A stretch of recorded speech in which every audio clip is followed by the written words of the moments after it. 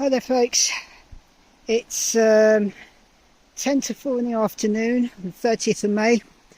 I'm back at the tent to pick up some more stuff after picking up my new prescription, and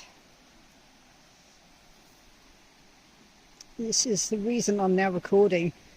I mean, apart from the fact it's looking pretty overgrown now, as you can see. Ow, it's been about 2 to 3 weeks, I think, since I was last here.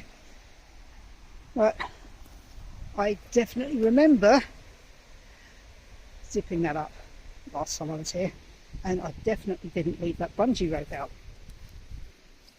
So someone's been nosing around. It may just be to check if someone's still in here. So let's have a look.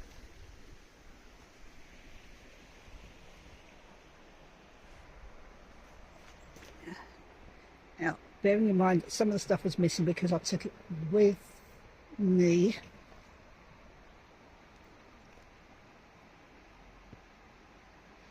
This is why I zipped it up before I left, whoever did this. Oh, yeah, someone's been in here.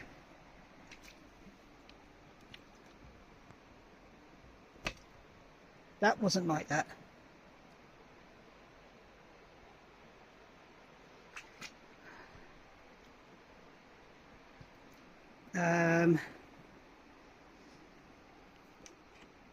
I think I'm just going to let some of this stay put because it's not worth it. That's coming with. Blimey, look at all that lot. Right, I will go more into my arm once I'm back, but while I'm out, this is what I'm down to now, thank God. So this is only for when I'm outside as well, so it comes off when I'm inside, so I'm free to use it more than I could before. That might have been me, I might not, but that is definitely not workable now, is it? What's done is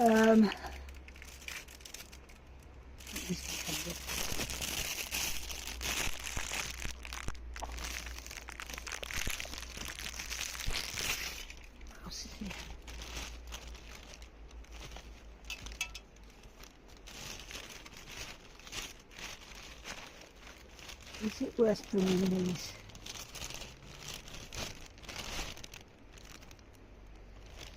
Yeah, well, there is a reason I took the stuff I need most first, and it's because of possibilities like this. So, but I've got another one of those. I can get wash string if I need it. In fact, I have wash string from that leftover from the jute rug, so that's not an issue. That can stay put. Right, yarn. I hope the yarn's not too messed up. I think it's alright actually.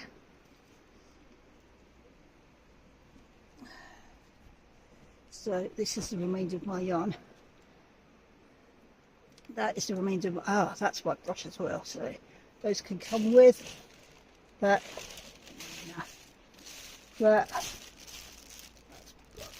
Oh, that's my jar opener. Another pair of scissors, but I've replaced my scissors already.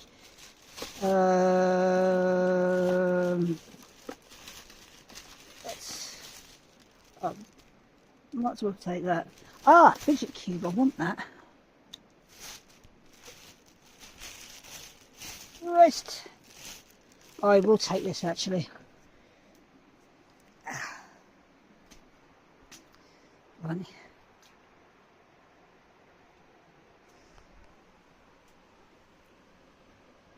That's still there though, that's quite impressive. I think that might have to stay there.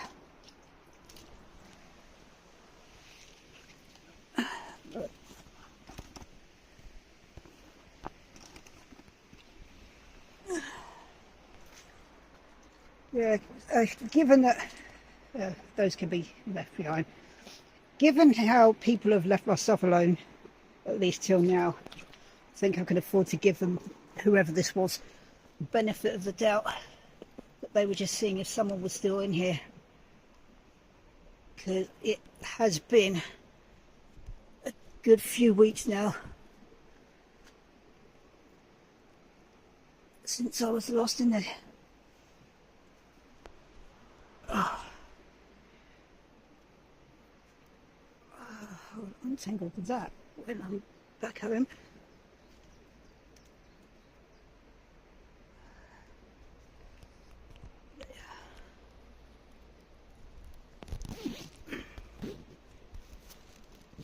Right, that's coming with. Potentially. Or I might leave those actually. They're easily replaceable. What's this? Oh yeah, I know what that is.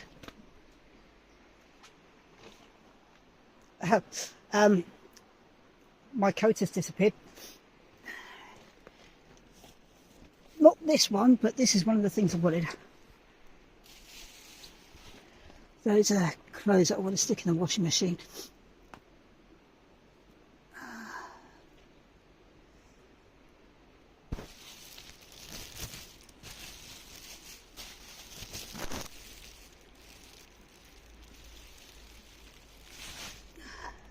Excuse camera. Okay, that is definitely it for, yeah, my cookware's disappeared as well. It's dead anyway. Interesting that some of the stuff that's disappeared I actually wouldn't have put much value on. But that hard drive down there, that's been left to get water damage. My crochet's been left alone, thankfully. Whoops. Oh. Switching off. Right. I don't know how I'm going to get this lot home. What I might do, is there any room?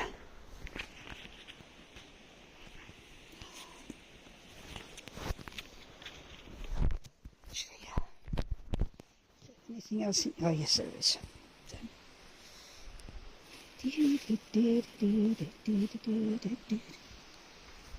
Don't mind me, I've got Scissor Sister stuck in my head from when I was getting stuff at the car. Right, but hopefully should be it. Right, that's going to be a challenge. See that in a minute. Gee, this I definitely didn't leave open. Someone's definitely been in here as well.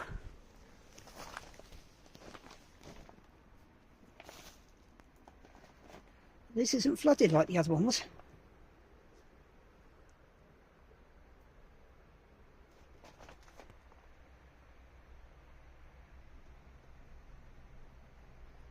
Don't think it's worth bringing anything from here.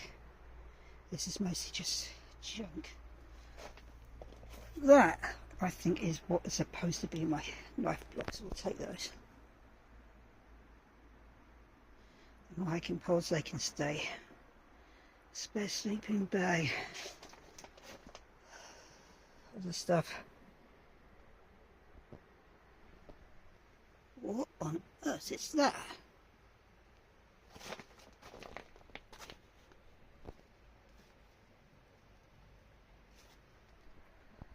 Weird.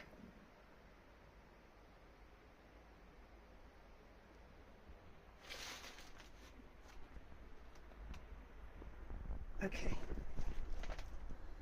Yeah. Yeah, we're done here. But yeah, so not as untouched as he usually was. Some things are missing. Thankfully not the things that matter.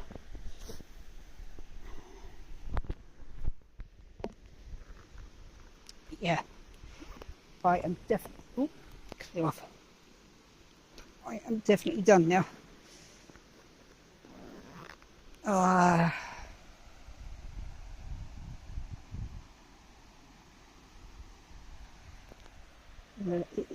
It's very much overgrown here now. I'm actually glad I left when I did, because look at all that lot.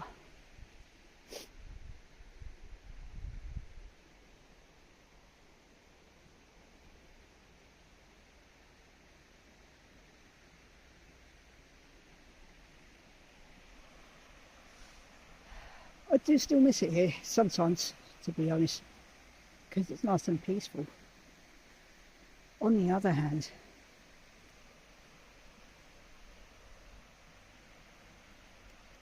how would I continue to stay here while still allowing nature to take its course as much as possible? Because look at all this.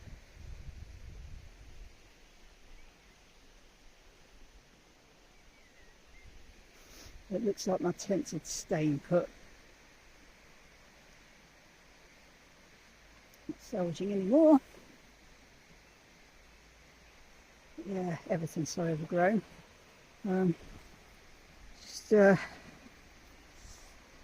Because I never really showed you where I fell. So you may recognise that bit.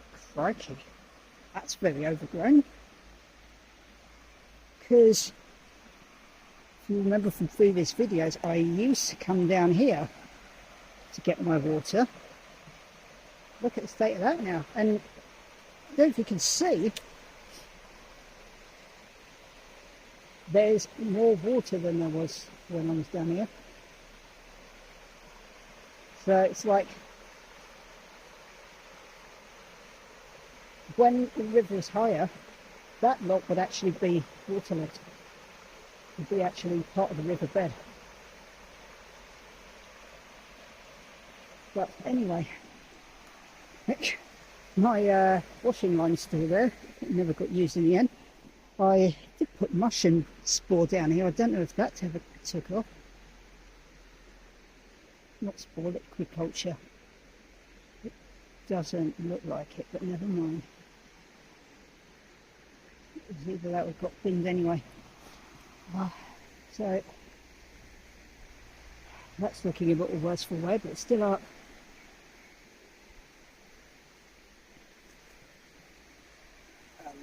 Right, where did I fall? Oh, excuse you. Oh, bugs. This is why I'm wearing boots and jeans. Okay.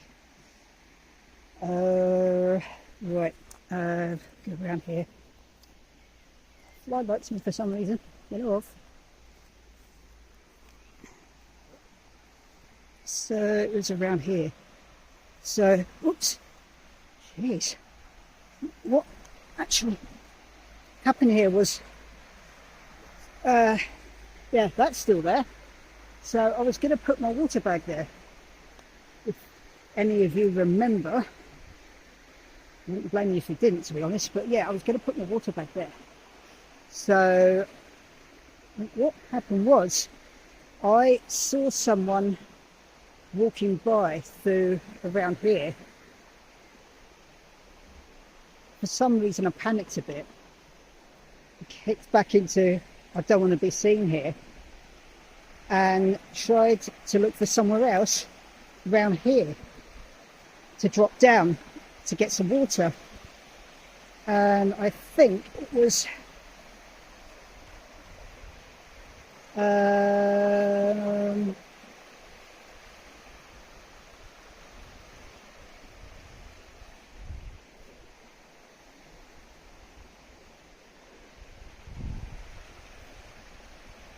around here, I think. Yeah, I mean, you can't see the drop now. But down here, maybe. But if you can tell from there, it's a bit steeper. But if you can see, maybe from here you might be able to see.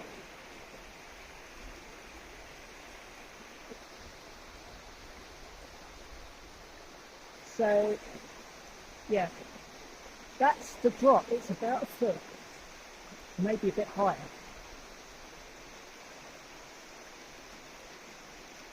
My spatial awareness isn't great, as I've mentioned before, but it looks to be about a foot, maybe two. And I've certainly jumped worse, like a drop from my the garage of my old house down to the road was about 3 foot, and I've jumped down there with no problem. But on this occasion, when I tried to jump down, I think what I caught my foot in was possibly that, like old wiring or maybe tree branches or something like that. So instead of dropping down to about there maybe, I ended up tripping over and landing face down. There wasn't as much water there as there was before. I mean, there wasn't as much water before as there is now. So I didn't land in the water at all. It was pretty dry down there. So it was just straight onto hard rocks. Cut the inside of my lip open on my teeth. The water bag I was going to fill up must have gone flying and just sailed down the river down there. I don't know where that's ended up. But never mind. So yeah, that's where I fell. I'm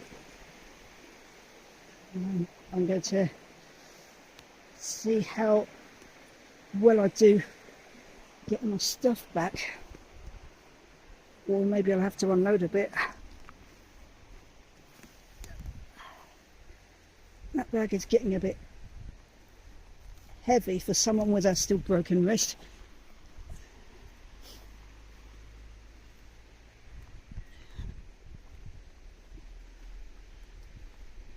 Right. What have I got in here that I can leave?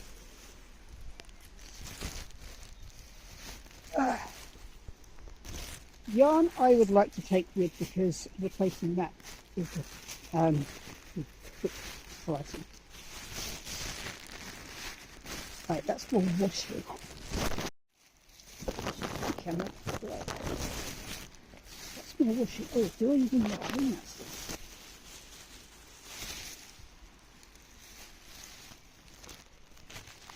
Half of it. What? Let's say half of it. Right. PJs.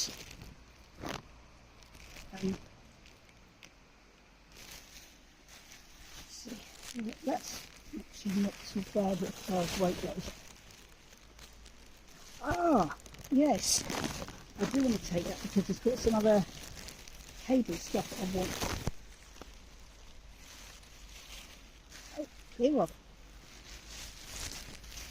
My yarn. Those are my blankets. And that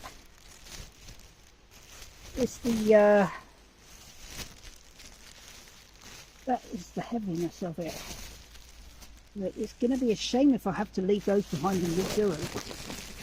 But honestly, I would rather do that than leave my yarn. Might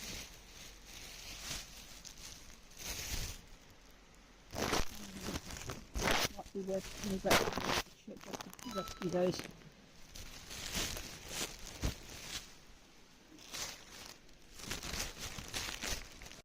Right, I think I found something that works. So that's my that is the work I've done so far, which on its own is okay, is manageable with this. This is actually stronger than I thought it would be. Possibly because I'm wearing a splint, but I can put more weight on it than I thought I could, which is a really nice surprise. I've been doing my exercises as well since I was first told I could do it. As soon as I get my ability back in my hand, the better. This one put it like that. That could work. So we'll give that a go and bring them home.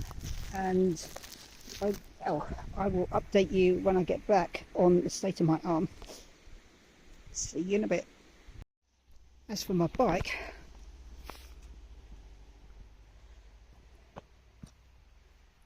I don't really want to squeeze with that hand. Tie's still good there. It's still locked, of course, because that's a sturdy lock. That's why I think, yeah, it still needs inflating, but I don't think it's pumped. The chain, though, if it wasn't loose before, it certainly is now.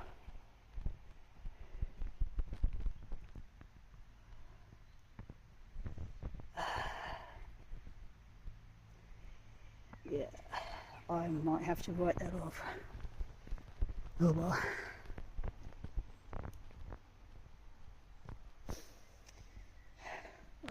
Oh, okay. Yeah, it's a shame. And I'm glad I didn't spend that much on it. It was reduced from like over 150 something, I think. It was sold through an outlet that sells discontinued bikes. And this is part of discontinued range, so I got it for 92 quid. So, bargain for the brief time I used it.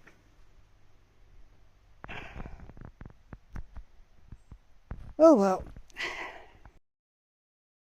Hello folks. So, back from the tent for a little while, settled down a bit. Yes, I'm just wearing a tank top because while I was out, it was nice and humid and wet, and I was sweating, and I was getting pretty soggy anyway. So yeah, feel a bit better now. Also, so my hand's out with the splint. So those of you who are interested, I can show you what it looks like at the moment. Bearing in mind it's been over 2 weeks since I had it operated on. So trying to think, yeah, so last real episode, it was in the makeshift cast type thing, shows like load of bandages wrapped around it. So that was about 2 weeks ago. So I went to fracture clinic yesterday, I think it was. Yesterday or day before, it was one of the two. So I had the cast removed and I finally got my hand back. Well, indoors I can just take the splint off, and I need to do exercises on it. So there's this one. I don't want to start doing exercises now because I already did them in the morning, but there's this one. I have I'll show you that in a minute. So there's that one. Ow. I can't really show you properly, but it's basically your hands straight like that, and you have to bend your wrist.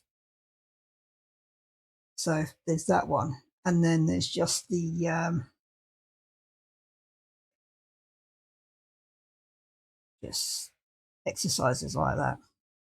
So I'm doing those every morning. Just to, it does actually feel nice, believe it or not. Yes, it's sore, it feels stiff, but then when I'm exercising, I can actually feel it loosening up. So it is nice in that sort of way. Anyway, for those of you who are interested, this is what it currently looks like. If you don't like seeing fresh scars, then look away now. That's how it currently looks. So yeah, I thought they cut up here, but I think the stitches are at least go up here, or maybe the pin screws go up here. I don't know, but something pulls inside there. Yeah, so they're try and get it on camera. So it's dissolvable stitches, thankfully. That is the that that is one end of it. The other end is around here. Oh, try and get it shown on camera. There we go. So the top end is along here. Both of them needed trimming off because they stuck to the bandage, which wasn't so pleasant. But yeah, so that's how it looks at the moment. Oh yeah, word of warning for those of you who like the odd knitting needles when they get really itchy under the cast. I didn't do that. I I tried to compromise by using my fingers, but still, I can. Oh, cold! I can get it on camera without hurting myself too much. Where is it? There.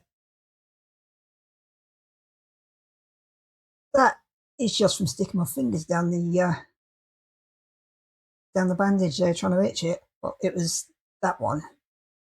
I think yeah, there's another one that isn't so bad down there, but yeah, that was the main one there. But you can see it's well, most of the scabs have come off now, but they were like skin was broken, and that is why they advise you not to use knitting needles. But you can imagine that was just from fingernails. Imagine what damage a knitting needle could do. But that kind of thing is why they tell you not to put a knitting needle down there, no matter how much it itches, because of the risk of infection. And I did make sure my fingers were actually clean before sticking it down the cast to itch it. But even so, I mean, thankfully, there's no infection or anything. I mean, it looks angry. It looks angry at the moment, of course, because it's still healing. But the very fact that it is healing and there's no sign of infection there, so all's going well at the moment. And I mean, it does still look pretty swollen, of course, compared to that one.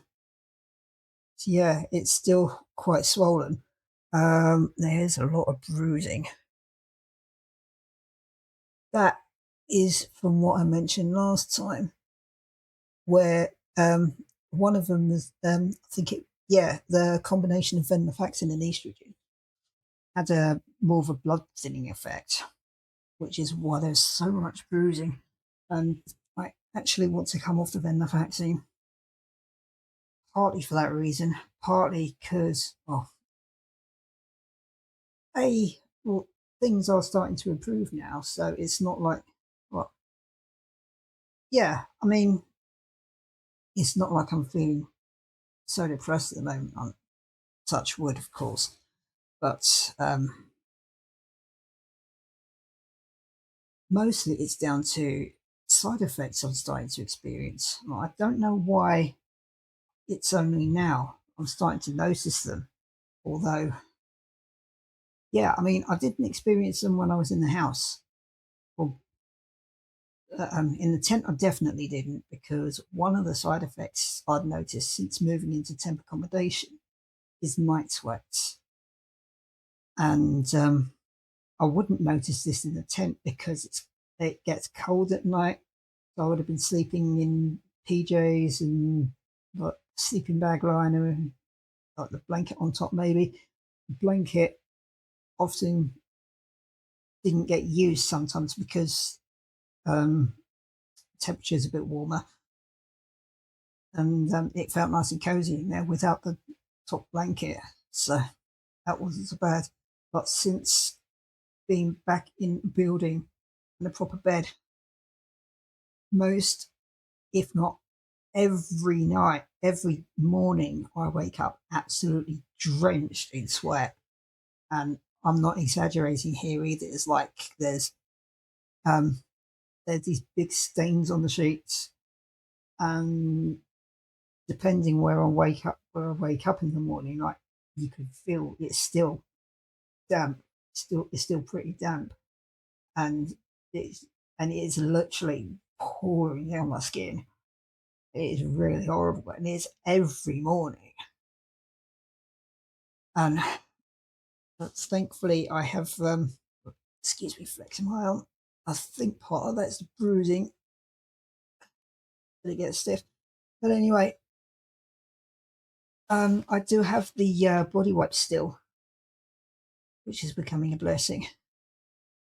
You may notice also, I had a nice shower the other day.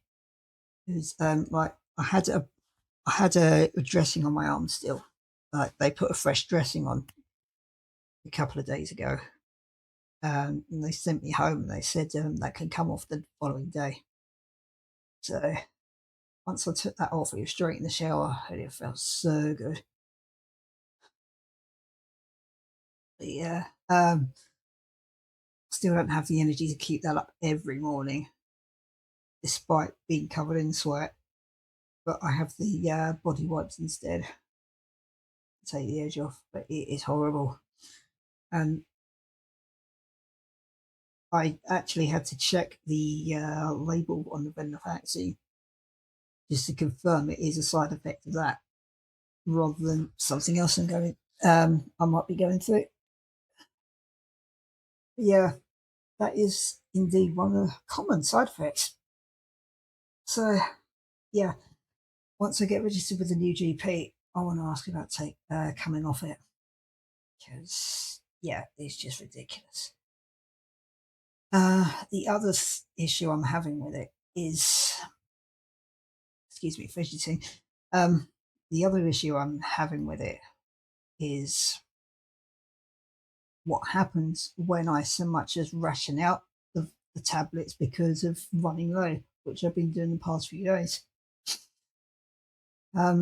This morning, in fact, was a good example of this. So, I excuse me, I had a phone call from a counsellor who's been helping me through this whole homelessness thing.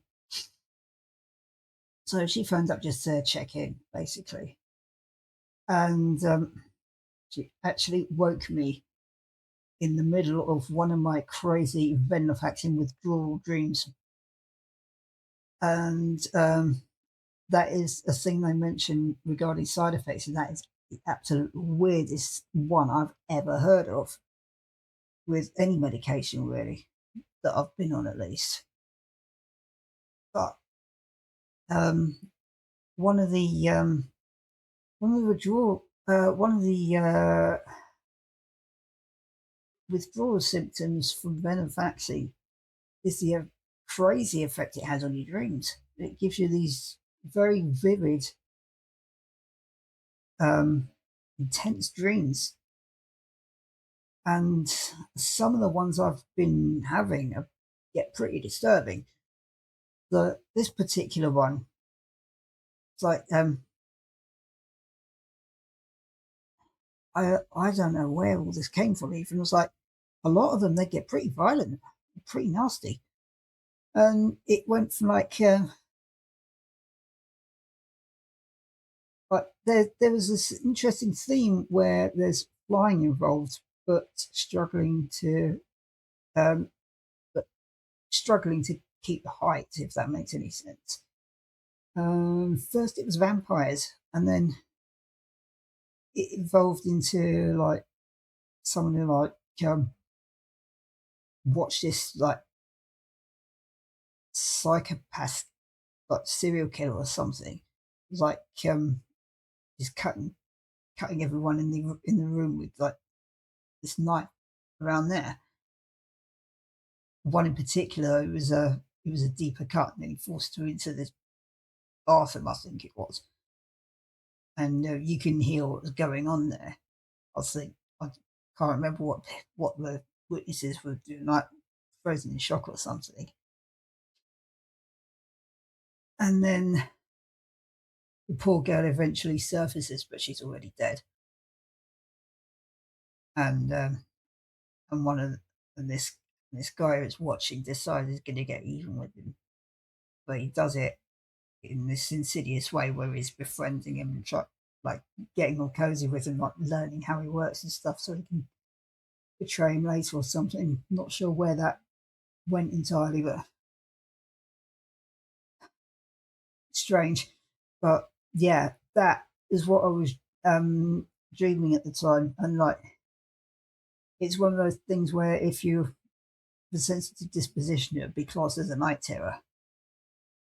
So getting woken up from that by a counsellor wanting to talk about mundane things like how's your housing situation going, and it was like I was still coming down from this thing, so I was like I was in between like this still playing in my head, and she's talking about housing, and I'm like, what? Oh, right, yeah. It's like I was probably sounded flustered and confused on the phone. It was, but yeah, I'm really looking forward to not experiencing those bloody things again. So yeah, that's a thing as well. But yeah, so when I do get registered with a GP in the area, that's one of the things I'm going to be having a word with him about. It's like, can I come off this thing now, please? Yeah.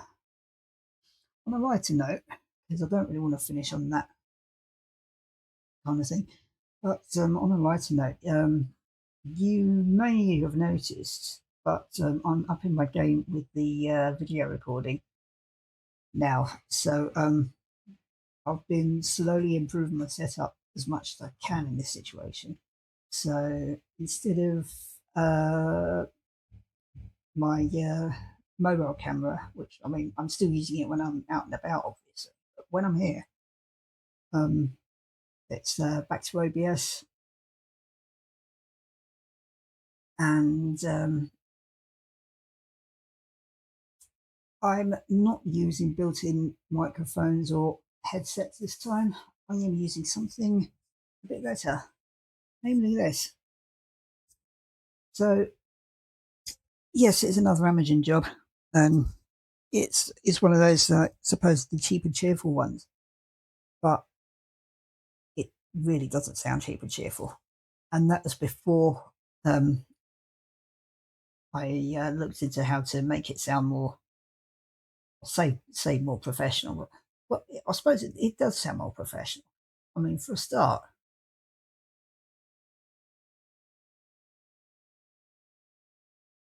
yeah, there is actual background noise going on at the moment. I mean, I don't know if you remember me mentioning last time that the walls are pretty thin here, so I can hear a bit. I mean, yeah, thin as in like just people walking about or having the TV on, even if it's quite low. Plus me having hyperacoustics anyway, which doesn't help. But I can't hear it. I mean, I followed this article. I followed this article online about how to improve the sound of any microphone, no matter how cheap it is, to sound more like a professional mic. And I followed that not quite to the letter because I mean different mics. But I after a bit of playing around, I have actually got it to a place I'm happy with. But I mean, with this in particular, I mean that little bit there, that little bit there, that's noise reduction in itself. The there's two settings on this thing as well, which is a noise reduction setting and an acoustic setting. I'm using the noise reduction because the acoustic sounds a bit OTT, if that makes sense. That plus sometimes there's more background noise anyway. Yeah, my wrist is still. So you're going to be seeing occasions like this while it's still healing. So if I start wincing during video, you know why. But so there's noise reduction built into the mic. There's a voice focus setting in Windows when setting this thing up. Then with the article, there's using 2 different kinds of noise suppression on top of that, as well as other things. Like I had to download these plugins. I can link it to I can link the article in the description actually. So for anyone else who's interested, I can link the article I followed. Well, article. It's a YouTube video, so I can just link to that going in the description. It's hopefully you can tell from um, this even like how good it sounds now, and it also means because I'm using like 3 maybe 4 different types of voice suppression on this thing. It is, I mean, you can probably tell already, like on a related note, like with the game recordings I've been doing, you may have noticed on the like if you've been watching the immersive sound videos, sometimes I get carried away in the music and just whistle along to it. With my gaming headset, I could do that. With this one,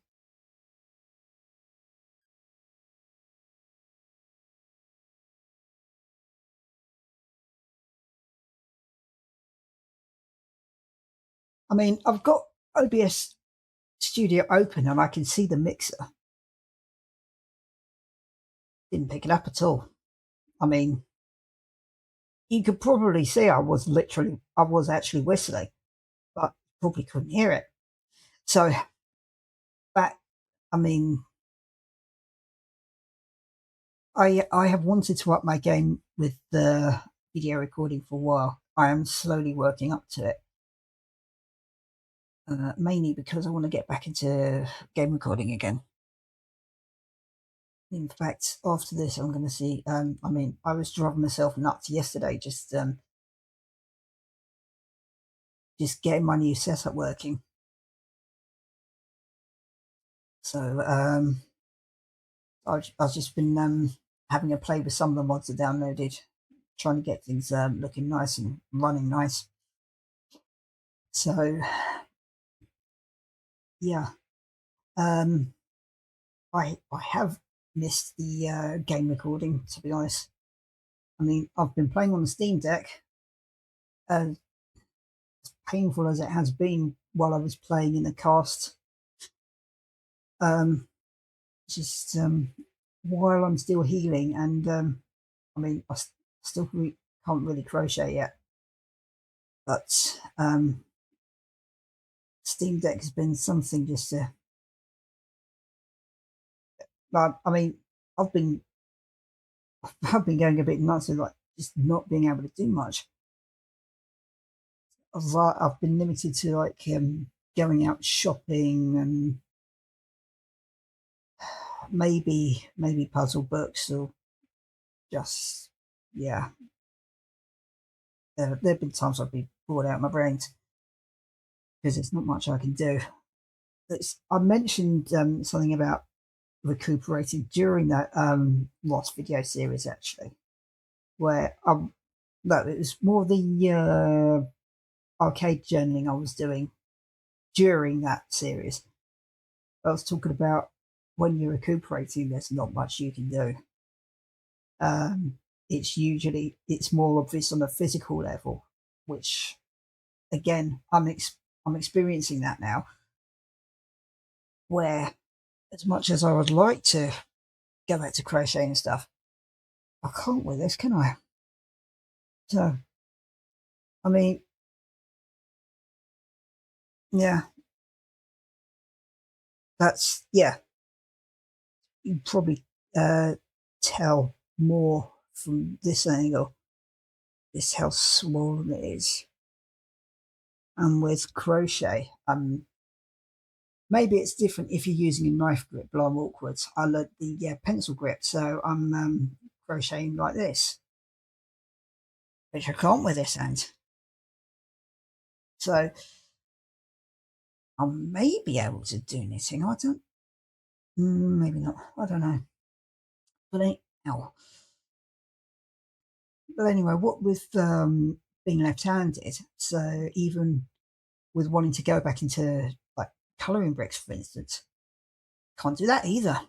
So, I mean, as much as I can write with my right hand, when it comes to like colouring and stuff as well, it's just,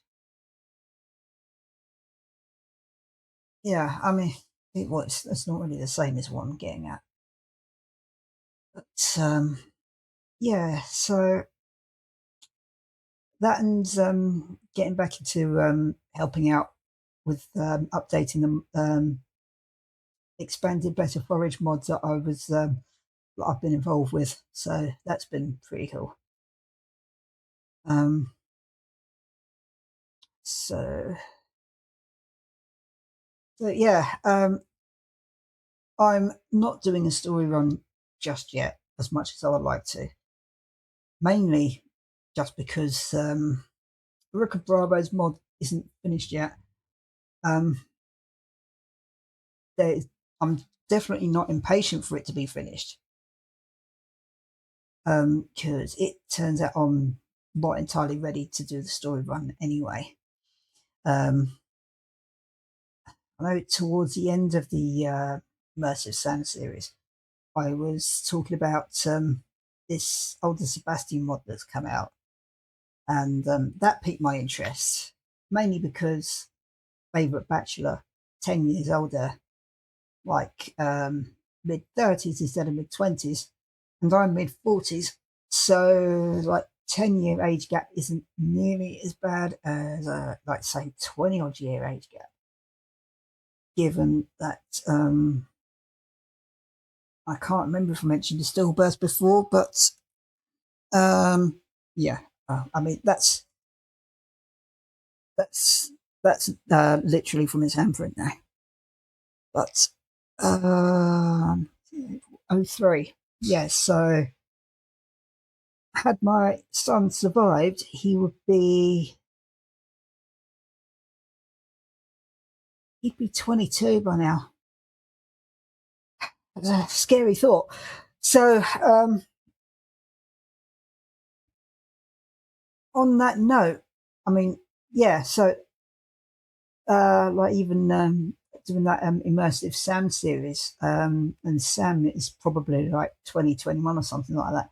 So you consider that most of the bachelors, because I mentioned on another video, I'm more into guys, um, but most of the bachelors are around what would have been my son's age, including Seb.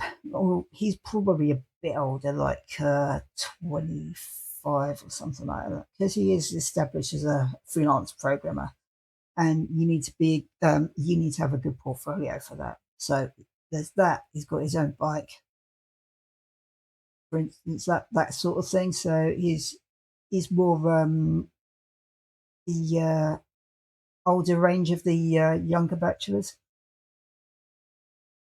without mods. So as much as I love the guy, I had to like mentally age him up or mentally age my farmer down, so I didn't feel so icky, if you know what I mean. Um, so when this older Sebastian mod came out, I was like, "Ooh, this sounds interesting." Um, so I mean, I can link to, well, I won't link to that in the description, but I will link to the list of mods I'm using, as I have been doing with the last series. It is going to need a lot of editing. Like there's going to be quite a bit added to the previously used list that I have on there. So because there's been other mods that have come out, that being one of them. I've been trying out, which sound pretty good. And as much as I wanted to keep the older Seb mod a surprise, so there could be some like genuine reactions character wise, if that makes sense. But on the other hand, I wanted to know what I was getting into and whether or not it would be a thing I wanted to play with, which is why I test drove Expanded. So there's that. And I did test drive the older Seb mod in the end, and I'm actually glad I did. So the mod author touches on this in the description. And I did the main thing I wanted to preview is like what kind of language, what kind of what the writing style is like, what kind of subject matter it's going to use, that kind of thing. So in terms of like content warnings, for instance, where with the immersive SAM mod, there was like especially when it came to dating and marriage, I was starting to use the not safe for work icon quite a lot because, like as I mentioned right at the start of that series, there's some borderline erotica going on there. I mean, if that's your kind of thing, then great. I if we're talking about more sexual content, that is definitely more my preferred style than some of the not even sure how you say it's like Yandere mods that you can get, which I gather are more blatant, more crass or whatever. Oh, thank you. So yeah, it is that kind of thing that I was previewing these mods for. So in older Sebastian, I'm not sure what the marriage dialogue is like yet, at least. Although things were they? No, not with him anyway. But yeah, so with older Sebastian, there's going to be different kinds of content warnings. It is a pretty dark mod, so um, so it was a case of like checking out what kind of story I want to go for, and because I mentioned I wanted to do a seven chain story run initially. The reason I'm not quite at the level, excuse me, of doing a story run is because of another mod that came out.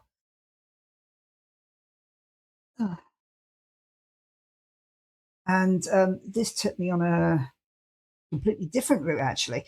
So on the Steam Deck, I started test driving this other mod. I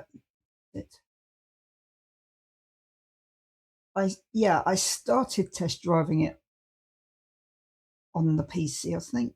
Or did I? I can't remember. But anyway, mostly on the Steam Deck. This one is for Elliot. Now, there's a couple of characters, Shane being one of them. But so basically, with Shane and especially Elliot, well, say especially Elliot, but yeah, actually, but with Shane, it's like if you take him at face value, it's like, oh, this guy's a dick. I'm not going to like. You want me to leave you alone? Okay, see you later, and just don't bother with him at all for the rest of the game. So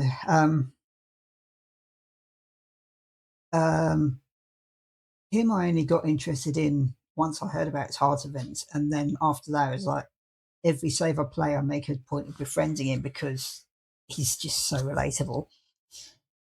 Elliot is so he's one of the three older bachelors mentioned in the Vanilla Secret note.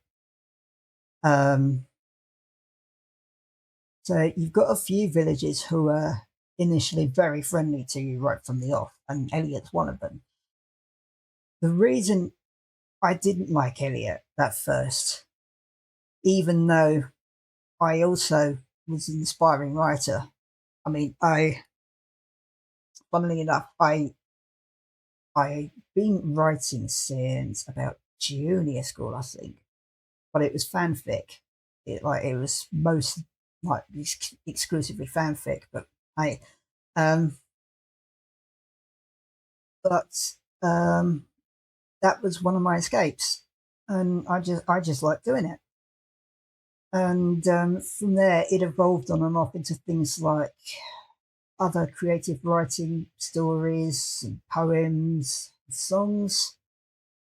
And then I just stopped for some reason. I'm not sure why. Well, I probably do. Like, I lost interest in a lot of things, like drawing, for instance.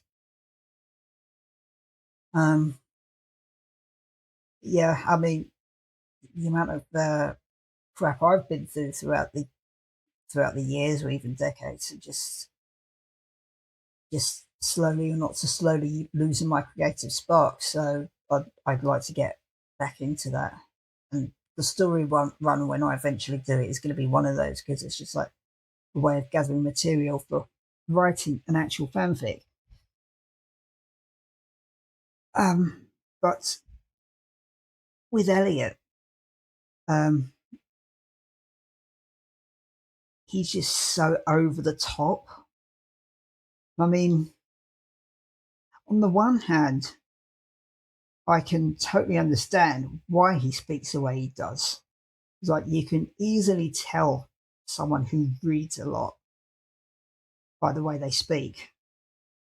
And like my brother, for instance, he speaks like he swallowed a dictionary. Like there, that seems to be a common thing with people who really like to read. And I did like to really enjoy reading, although these days it's more non-fiction. But I can't remember the last time I read a good fiction book, actually. Not even Swan Song, like that was ages ago. I mean, I've read good books since then, or tried to. It's probably my ADHD kicking in, to be honest. I mean, with books like any kind of stories, I will either get hyper focused on them, like I did with Swan Song, or I will get really into them for a bit, put it down, and then forget about it. Like maybe even forget I even owned it, something like that. Just I haven't really got into a good book for ages. But I mean, with Eliot writing stories and poetry, yeah, it's completely understandable like why he talked the way he does. But I know he's very much the romantic type, which I do actually like in a romantic partner. It's like what it's why I like Seb, because he is quite a big romantic, believe it or not, but he's more subtle about it. And someone on Reddit actually compared the two, like is very well compared actually. Like the way they mention it, it's like how Seb and Elliot are both romantic types, but Elliot is loud about it while Seb is quiet. So, but yeah, like because Seb is quiet, like that's why I like him. And like someone like Sam or well any kind of more outgoing type, Elliot being one of them, I guess. But I find them exhausting after a while. With Vanilla Elliot, it's just my god. But I could probably only tolerate Vanilla Elliot for like, um short amount of time, like short to maybe average amount of time. But I don't know. I mean, I get why some people would be drawn to Vanilla Elliot, but as someone who looked into writing myself, I just found some of it like, yeah, not sure about this guy. I have rabbled for ages. I apologise. Um, yeah. So there was this mod come out fairly recently called Realistic Writer Elliot, which piqued my interest. Like the mod the mod author rewrites his dialogue and tweaks at least some of his events so that he is more believable as an aspiring writer, if that makes sense. So he talks about the process as it actually works.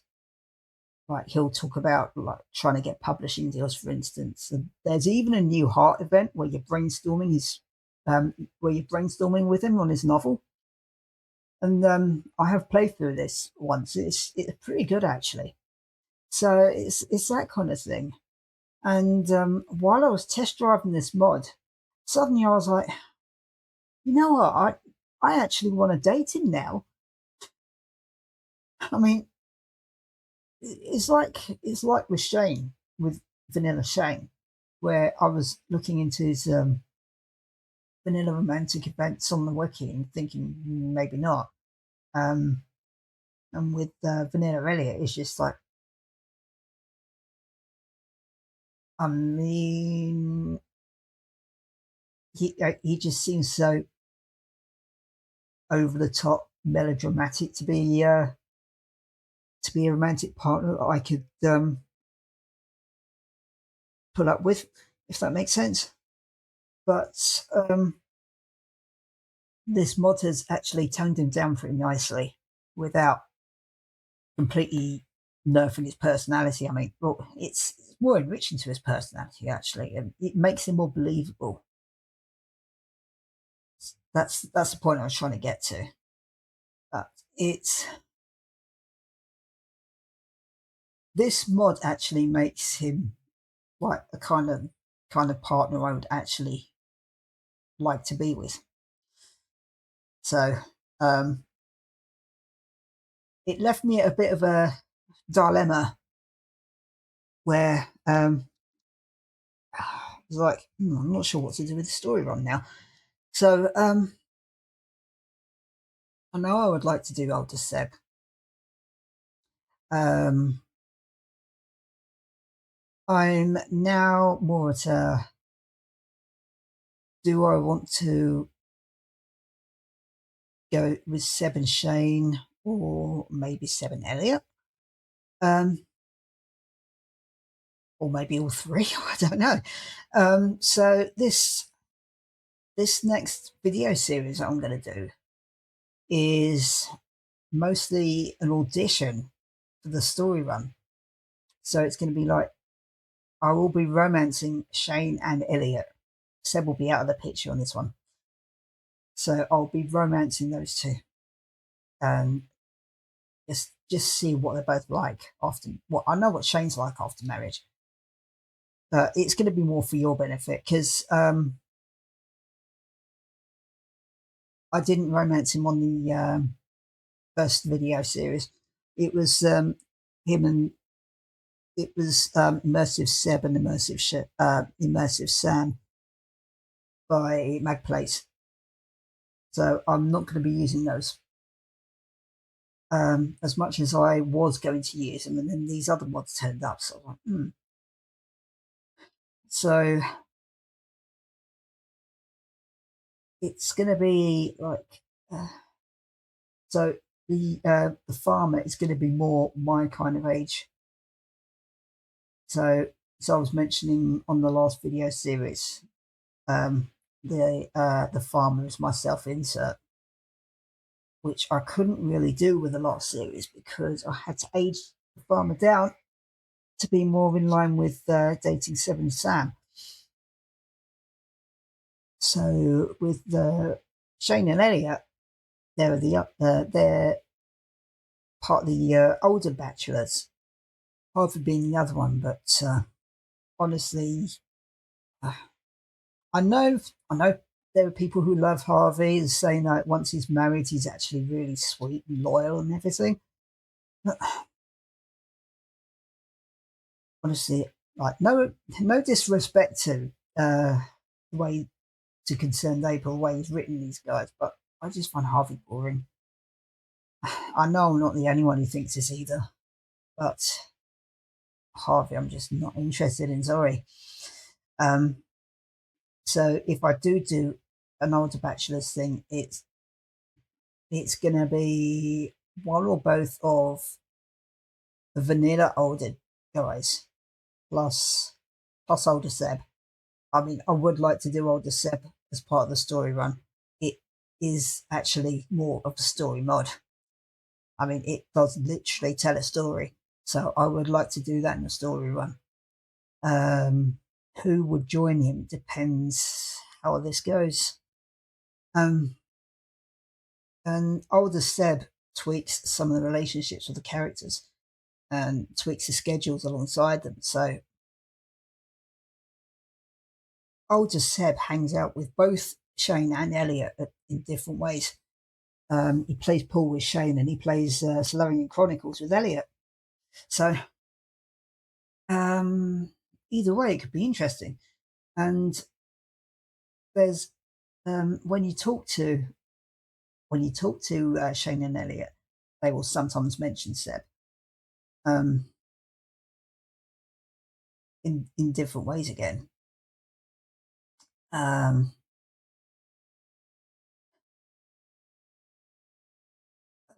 I can't remember. Yeah, there were custom secret notes. Both the older Seb and realistic writer Elliot, actually. The Elliot ones are really good, actually. They're really done well. Once for older Seb, I can't remember if it's just Shane who mentions him or it might be. I don't know. But there's some of the relationship between Seb and Shane coming out in the secret notes, sort of, but it's more in the dialogue. But it'll be interesting. It'll be interesting to see how this goes. So yeah, Seb mentioned Shane in one of his little diary entry things that you like, like the little bits of paper that you find right with people's diaries entries or something. So Seb has a few like that, and one of them is about Shane. Um, so there's that, and the way Elliot talks about Seb, the relationship those two have. Um, so, yeah, I'm in a bit of a dilemma.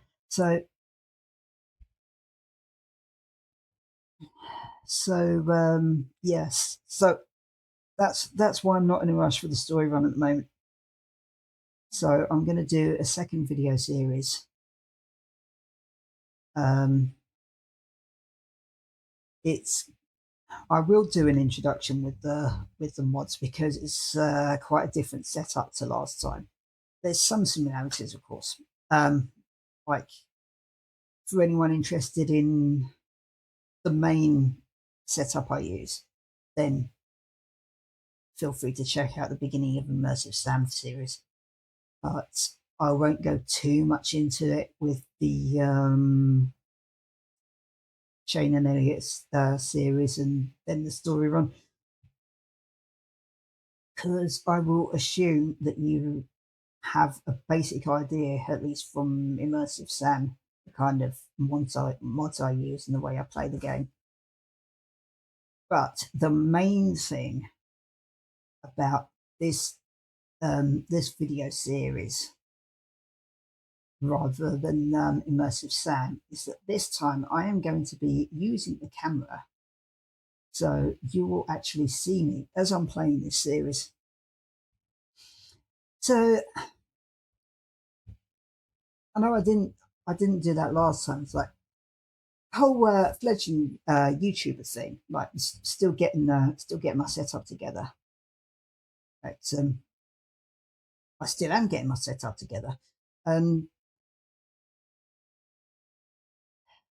I won't talk too much about my background in the gaming series because that's not what they're that's not what those videos are about. Uh, well, they are sort of because of some of the things I discuss when I'm after various heart events, like I did with Immersive Sam. Um, but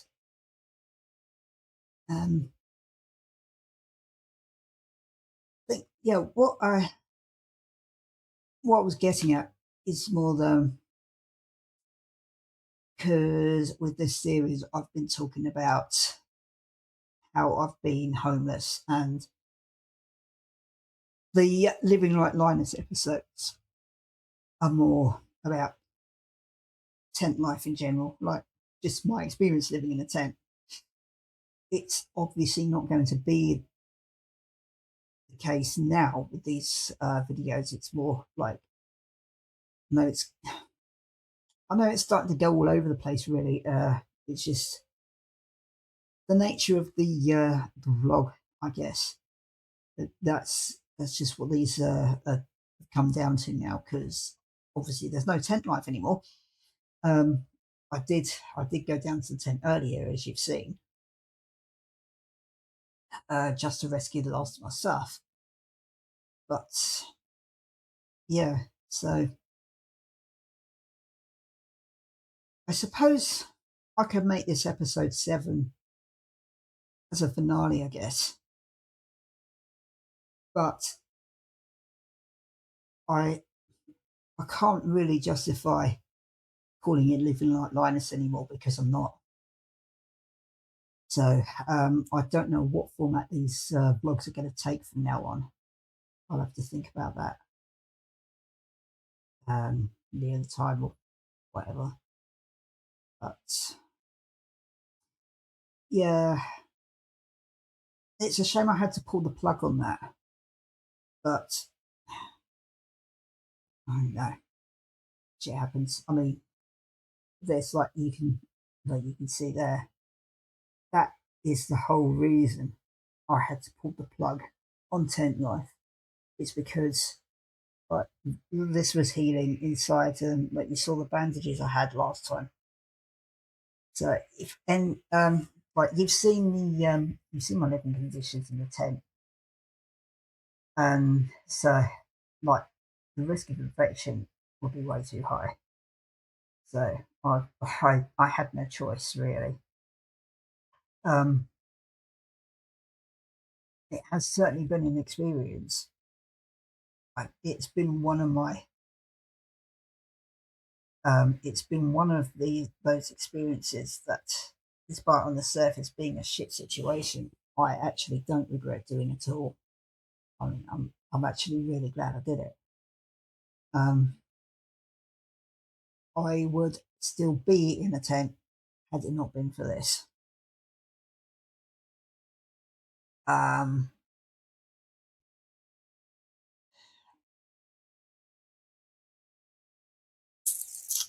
um, I mean,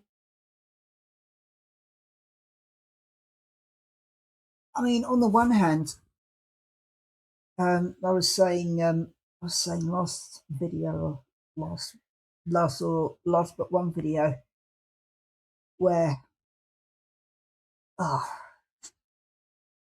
excuse me, I'm not used to, I'm not used to being so central to everything, and it's been a good, the whole experience has been great for brain reset. That's really what I needed. I think is just a brain reset. I was burnt to a crisp. Um, I didn't know what I wanted, where I was going, what I was doing. Like, what was I doing here? You know, like, what am I going to do with myself? All sorts. No,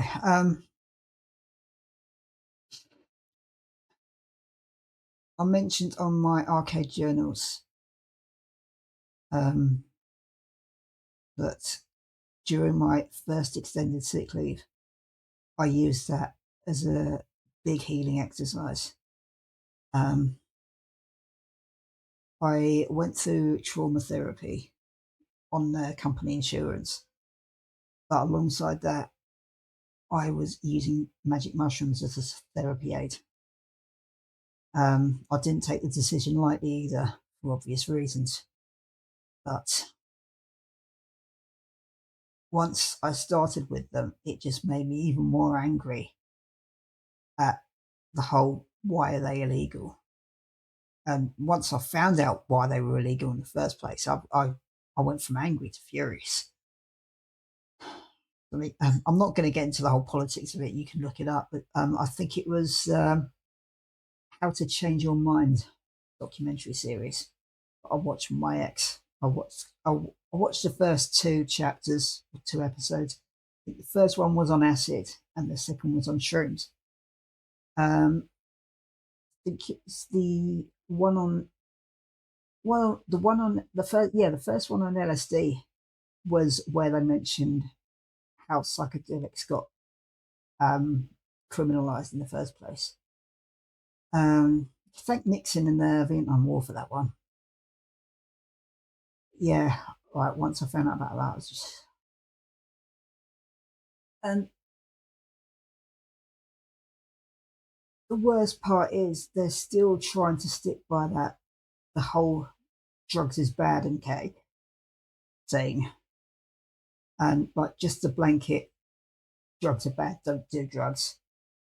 Um, and they do this, they keep this up with like the whole sending police officers around schools to give the whole don't do drugs speech to school kids or college students. Um, Last time I had that was when I was in college doing my BTEC in IT. So, and this was when I was older and wiser as well. So the cop was talking about certain drugs in their classes, and I was sat there just biting my tongue because I wanted to scream at them. Honestly, like I didn't because the guy just there doing his job, and that's the thing really. But um, with using psychedelics as a therapy aid, you do have to really do your homework because the thing about the thing that put me off using psychedelics in the first place was one of those cop visits when I was in junior school, and he was talking about a couple of people on really bad acid trips. Um, and then when I started researching how to use shrooms as a therapy aid, and talking about the kind of dosage and like the start low, go slow mantra that they use, you're literally just slowly building up the doses from it's not even a triple level. Like when you're starting, like I initially tried experimenting with microdosing, but it barely touched me. I was so bad at the time. So I upped it to about 2 grams. That was my lowest. And I deliberately avoided going high enough to go tripping on it.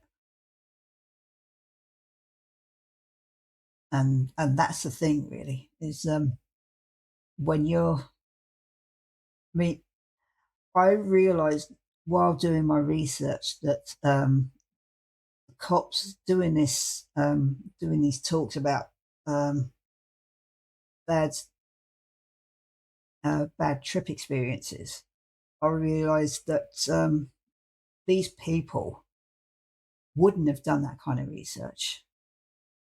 Like, um, there's a whole thing about set and setting. Like, you have to make sure your mind is in the right place and your environment is the right kind of thing. So, like, in order to make the most uh, out of the experience, like whatever kind of experience you're going for, you have to be really careful to be like, you have to make sure you're feeling calm, like you're not stressed out or anything like that. Your environment is quiet, preferably darker, so not the whole festival thing where people typically seem to use these drugs, where like during festivals or whatever, where it's busy and it's noisy, that is where you risk getting your bad trips. So that that kind of thing I realised when I was researching is that these coppers talking about bad trips, it's probably that like the users just just took them without, excuse me, excuse camera there, but these users just use them without thinking, without like without thinking what kind of, like, how were they feeling before taking it. They just saw they just saw something and took it. um like um they didn't think what they wanted to achieve with the trip. They didn't think, like, they didn't try to calm themselves down to really enjoy it or anything like that. So, but when I was doing shrooms, when I was looking into like how to get the best out of it, out of the experience, there were things like keeping trip itineraries, like in the same way that, say, I'm saying that the same way that people would do that when they're going on holidays, the way most people would do that when they're going on holidays. I mean, talk, oh, you talk you're talking about someone with ADHD here. so so yeah, but I did make a point of like, I was keeping a trip diary in the end. I was starting to think, I would write down before the trip, like, as as much of the meditative experience as I could manage with ADHD. Just sitting quietly, thinking about what I want from this trip, any questions I wanted to ask about things. I just write it all down and just think over them after taking the dose.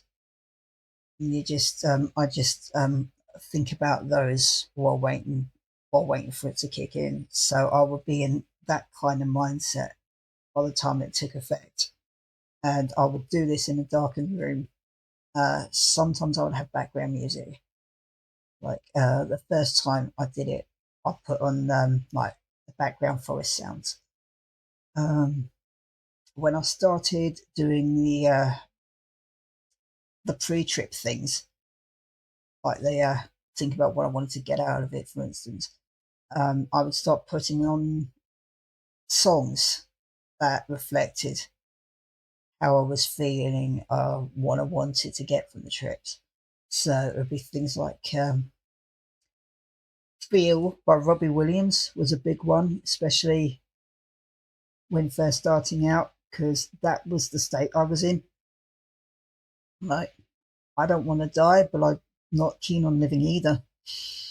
That was the kind of mindset I was in, and that like just just because the thing about mushrooms in particular, because I think because LSD increases your dopamine and your serotonin levels, whereas mushrooms, it's just the serotonin. So it might be, yeah, because typically antidepressants are like selective serotonin reuptake inhibitors, SSRIs. So um, you don't want any extra dopamine when you're dealing with depression, like that or that kind of thing. Um, so because like dopamine gets you more excitable, um, in theory anyway. But right, it could also make you more anxious, which is where I suppose bad trips are more of a risk with LSD than they are with shrooms.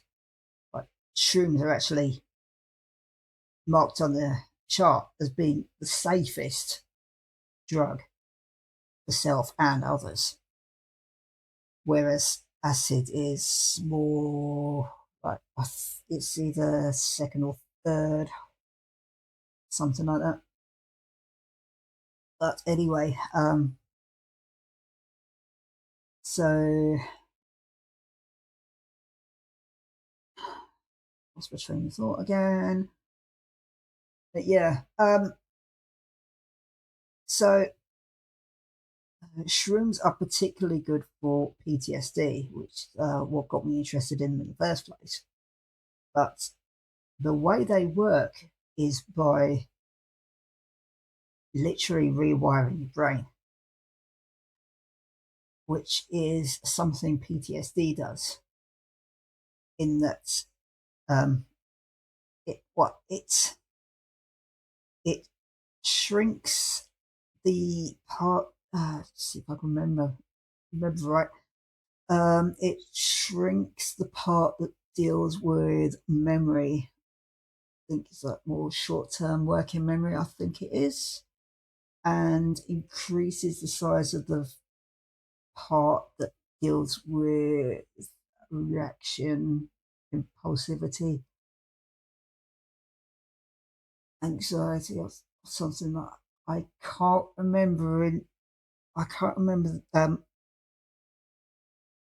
the top of my head, but yeah. So PTSD does visually alter your brain and how it works, how it processes things. Um, Shrooms also alter the way your brain works, but in a like it can. I don't know if it. I can't say for sure whether it does because like I'm not a scientist, but it goes some way at least to repairing the damage by done by PTSD. In that, whereas PTSD gets you gets you caught more in feedback loop, if that makes sense. Like you're trapped in a more linear way of thinking. Shrooms increase the amount of pathways in your brain, so it forces your brain to connect in different ways, which is why they're so good for creativity, for instance. So, but the way they really work their magic is when you get to higher doses. In that, this is where a potential downside of shrooms is as well. You have to be ready for what they will do for you or to you.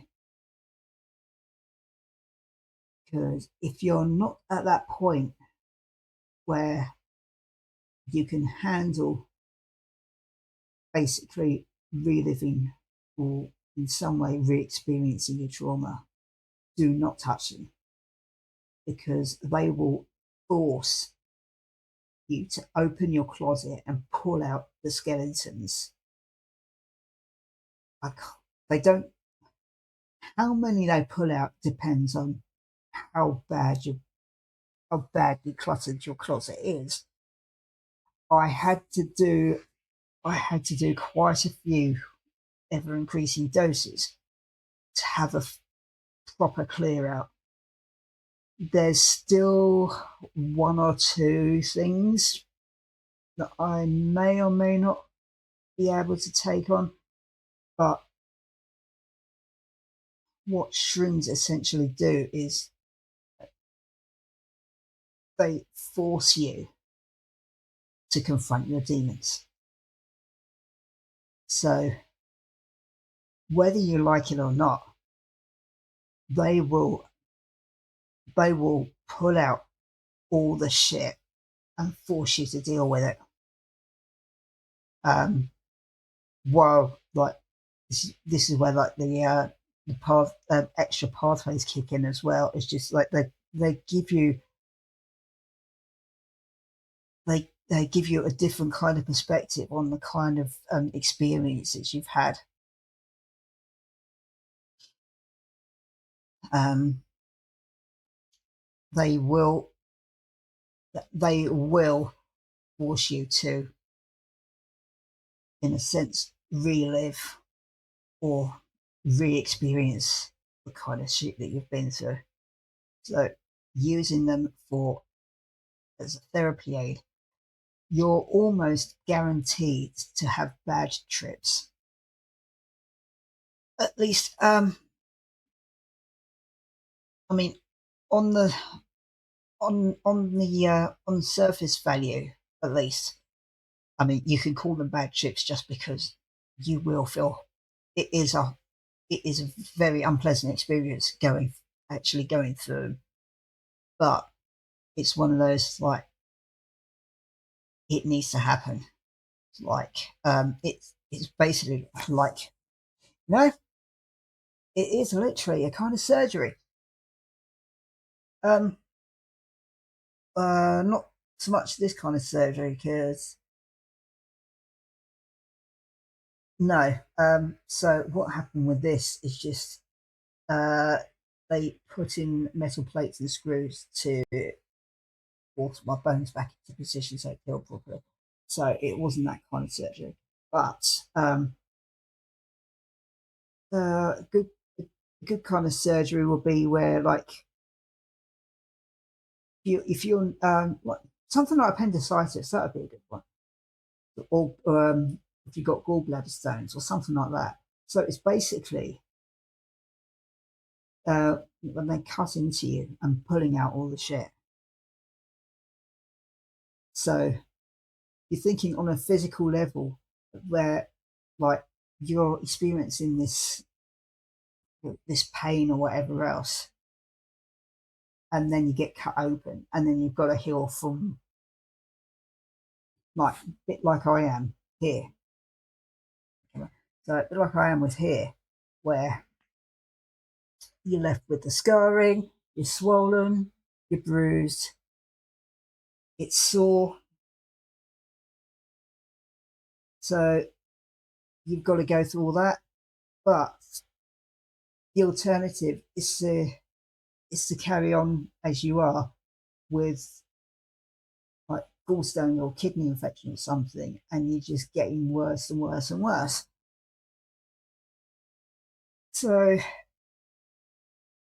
shrooms is basically on an emotional, mental, and maybe even spiritual level kind of surgery, except unlike with physical surgery. Well, say unlike physical surgery. Um, no, it is like physical surgery actually, because with physical surgery, they knock you out. Like you're going under a general anaesthetic, and then you wake up, and all you've got left is all you got. We get the like you're in recovery. You got your scarring, you got your bruising, but when you take shrooms initially, um, I can only talk from personal experience here, but when I did take high enough doses to trip, I like spent the first chunk of that knocked out, pretty much unconscious. I think I was unconscious. Yeah, I would have been. Um, that is where it gets named as a trip, is because you it takes your mind on a great adventure. So you're APing, at least on high enough doses, like astral projection. I definitely did that on like 7 grams or something like that. The thing is, you have to let them do their job. And the problem I had is that there was this like part of me that was so afraid to lose control, is like just hanging on as much as possible. Like must keep control of the situation. So it was hard to let go and let the shrooms do their job, at least initially, which may or may not have been why I had to take more doses than the like you hear of a lot of people saying you only need to take 1 or 2. I had to take quite a bit more than that, but that was probably why. But when I did go off, like that is literally what happened. I just went off, and it was like it was like dreaming in a sense. Although, like I couldn't wake up for it, unlike a dream. And this is the big thing. Once you take it, like there's no going back. I mean, I know there are these trick killers you can buy online, but you have to be conscious to be able to take them. So that's on. I know I described it on the journey video is where I suppose that's where the come down happens is when you get back into yourself. You get back to, I wouldn't say back to reality as much, but you're mobile, you can walk, sort of. Um, you can get up, you can move around. I'd say you can talk in a sense. Well, no, not in a sense, but um, your body's mobile, but your head is still up here somewhere. Like it is literally a coming down. So you've been wherever it is, and then you just slowly coming down. But by the time your body's active and moving around, your mind is still somewhere out there. And that's where you get things like hallucinations. And boy, did I hallucinate. Yeah. Um, it wasn't pleasant either.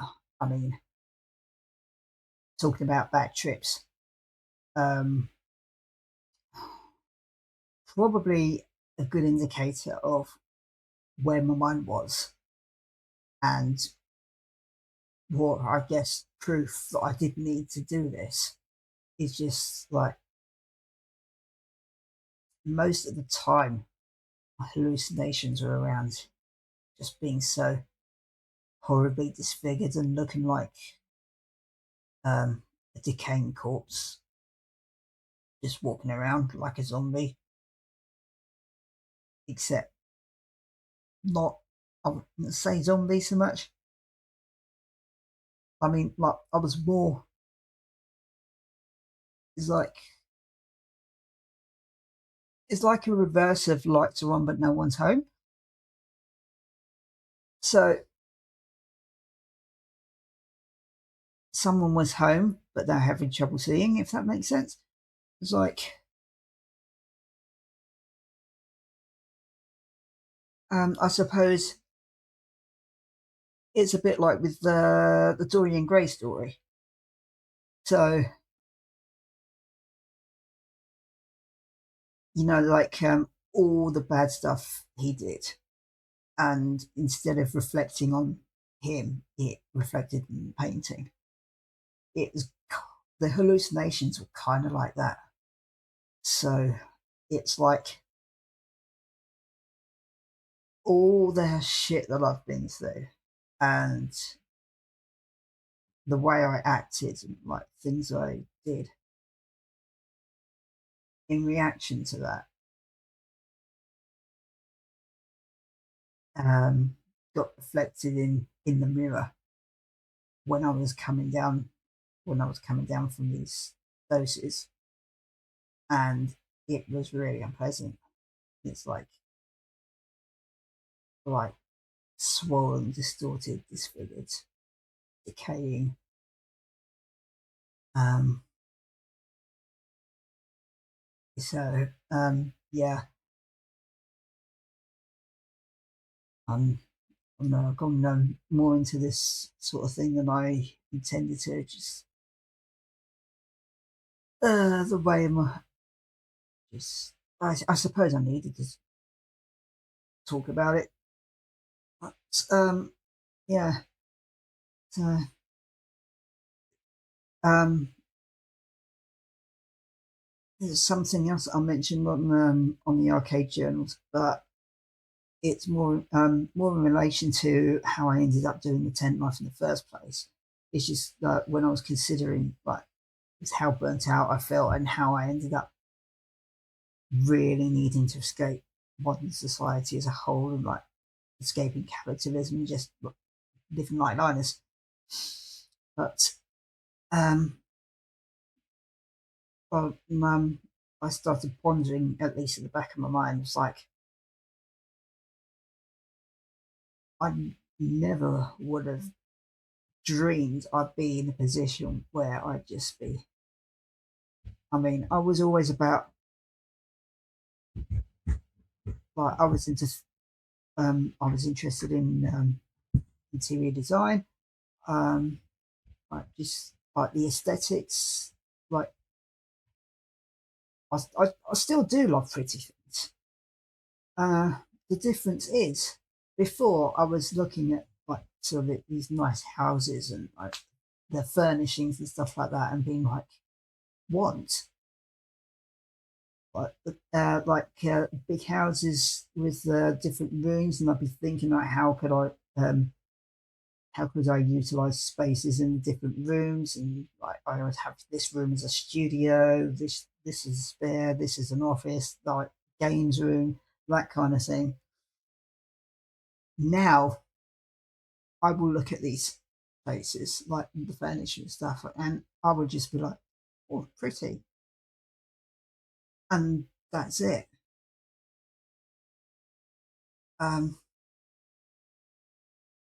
Having lived in a tent now, even even if it was short lived, it's had me thinking more about what kind of space I could really live in. Um, it's got me in more of an anti-consumerist mindset, if it makes sense. It's like before, like it's been a good antidote to how the ADHD would kick in. But the amount of times I mean, I've still occasionally nearly fallen into the trap of browsing and wanting to buy stuff. The difference now is that I can look at it and like just think like what kind of place I'm living in, because well, especially now, um like before in the tent even there was simply no room to put anything. I mean that um when I bought stuff then it was more I need so and so. Like now I'm living in this place and the living area is smaller than the kitchen. It's like this is a single bed I'm sitting on. I have an armchair and a bedside cabinet, and the dining table is where I've got this TV that neighbour across the hallway very kindly donated. Um, it's not a full HD TV, but the speakers are decent, which is more than can be said for a lot of modern TVs these days. But the speakers are very good. It is an HD ready TV, so it's 720p. as opposed to 1080. But I mean, I've been using it to play on Steam Deck, and it's pretty decent. So, but yeah, um, there's really not much room to play with here. Is what I'm getting at. And if if this was like 5 or 10 years ago past me, it would drive me crazy. And I have lived in studios before, what, about 10 or so years ago, and it did drive me crazy. Like, it felt claustrophobic. There was a glorified studio I lived in before where there was a separate bedroom and living room, but it was still a kitchenette in the corner. It was about like not very much space at all. Um, and yeah, I was going nuts, and I was climbing the walls. Now it is about the kind of size I could put up with. Um, most the most I could put up with nowadays is a one-bedroom flat, maybe two if I keep the office and workshop in there, but that'd be pushing it. I mean, excuse me. I do have a storage container that I'm still renting. Um, I When I emptied my car into the storage unit, there's still actually quite a bit of space in there.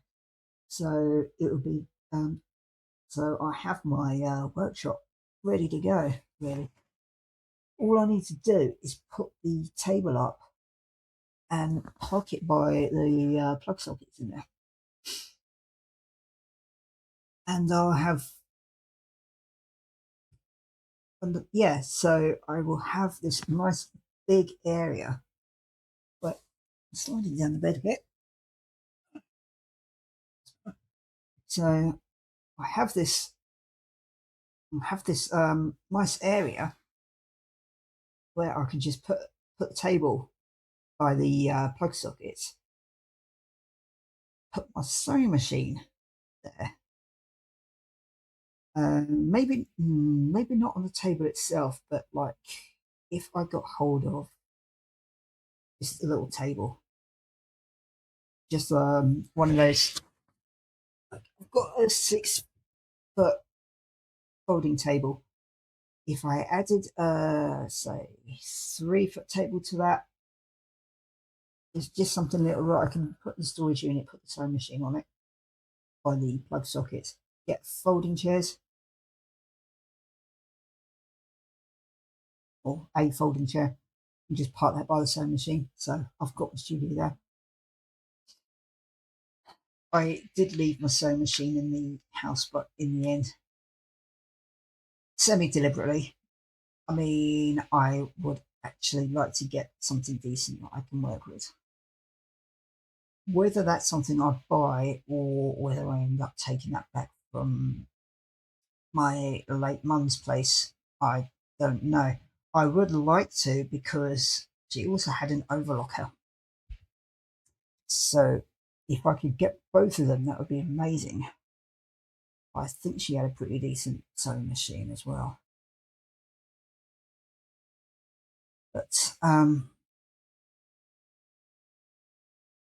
so yeah, I would like to get back into sewing at some point and improve my sewing skills. I do definitely want to improve my sewing skills just so I can make my own clothes. Um, Obviously, it's not going to happen just yet with this. I might be able to, sort of. Uh, yeah, I probably could at least start to. Definitely be less taxing on the wrist than moving about. I'm not going to do that with this trick. moving them about for things like crocheting, but for sewing it might be all right. But I can't yet afford to because I'm still getting my still tying up some loose ends, I guess. Um,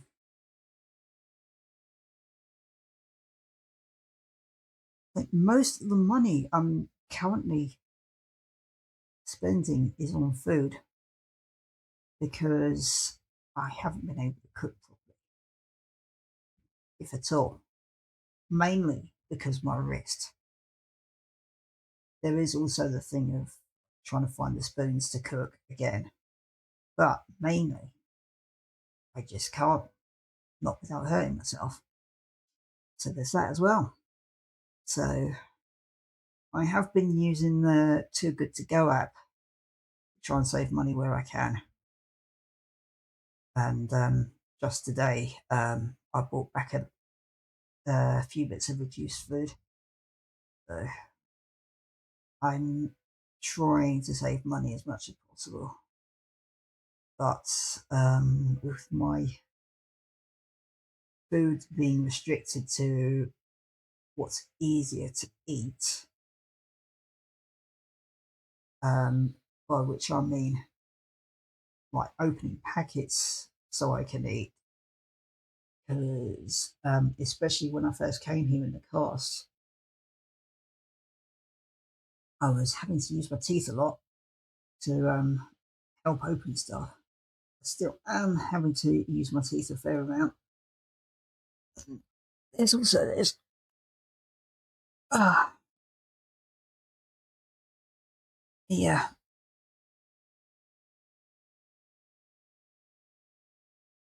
Um. So yeah, I'm still in the recovery stage where I can't eat as well as I should or would like to. I have rescued my soup maker, which is in the kitchen. Um, when it's lighter, because it's coming up to like it's like 8 now. But when it's lighter, I will show you.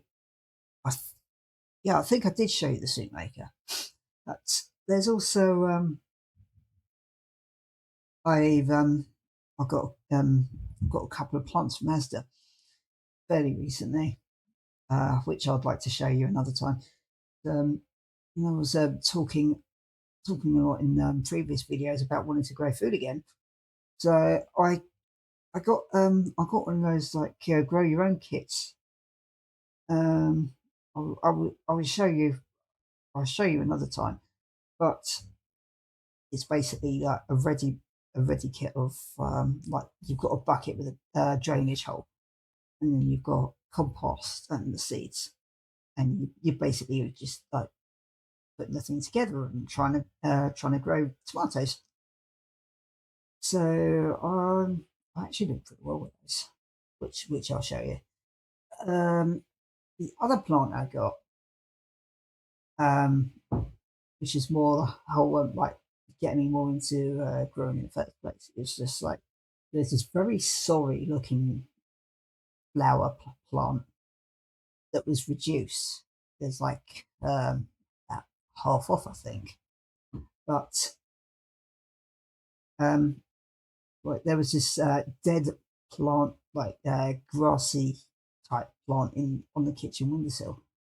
Um, so I replaced it with this flower plant that I got with the express reason of seeing if I could save it. So I've had to prune it back quite a bit, which is probably what it needed. I mean, right, they probably were watering it,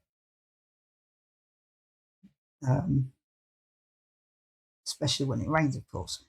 But it looked like it badly needed pruning as well, so I took care of that.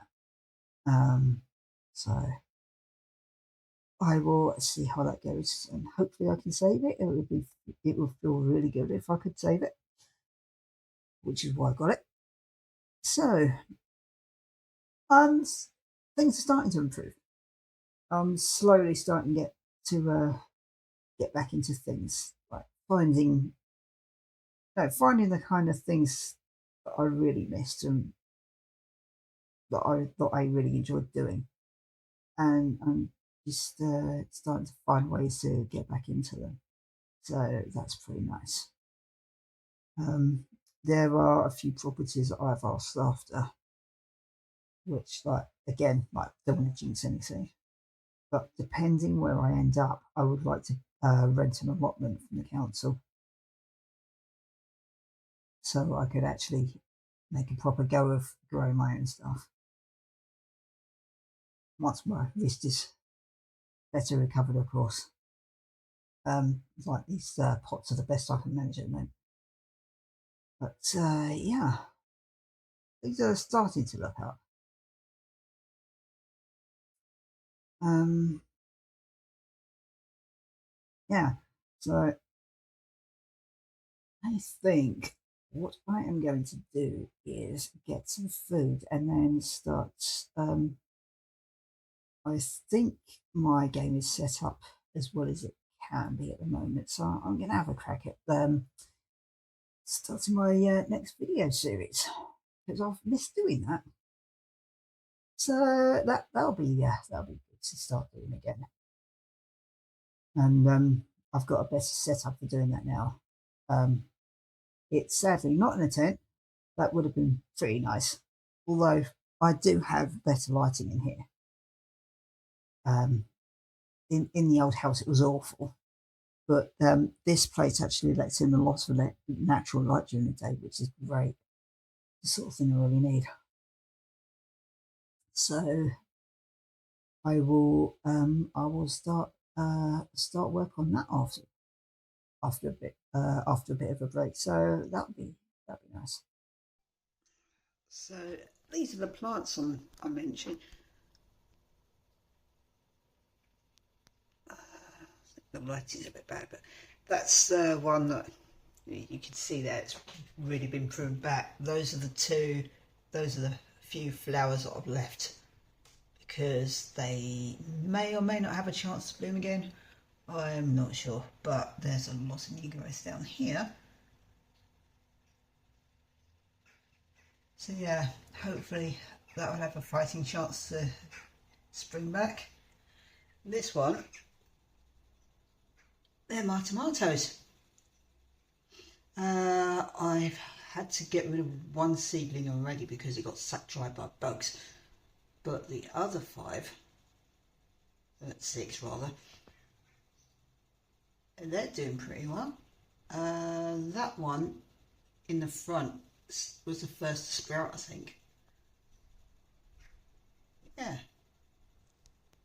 So hopefully I can have some tomatoes, like literally homegrown tomatoes, in a couple of months. So yeah, that'll do. See you next video, I guess. Laters.